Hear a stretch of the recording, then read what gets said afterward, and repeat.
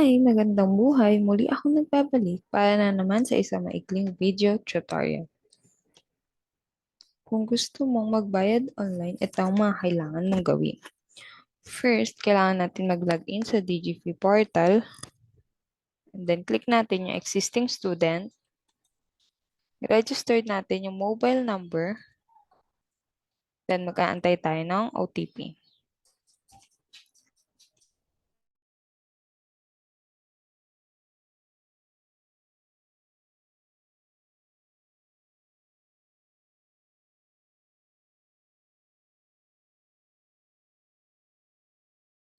Nakikita nyo dito yung pangalan ng bata. Then, pipili lang kayo. For example, ayan na.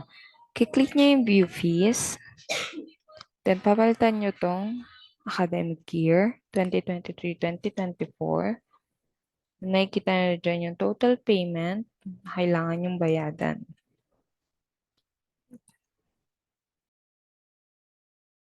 Dito lalabas kung magkano yung total amount nyo, then kung magkano lang yung kaya nyo ibayad or kung mag-full payment kayo, ayan na siya. Then, proceed to pay.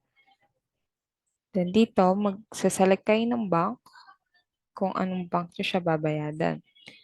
And for example, ay GCash. Yan, pipay now nyo na siya.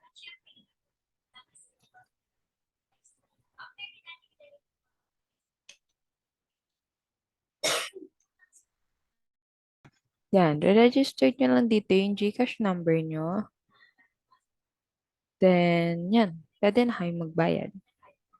That's it. Thank you for watching.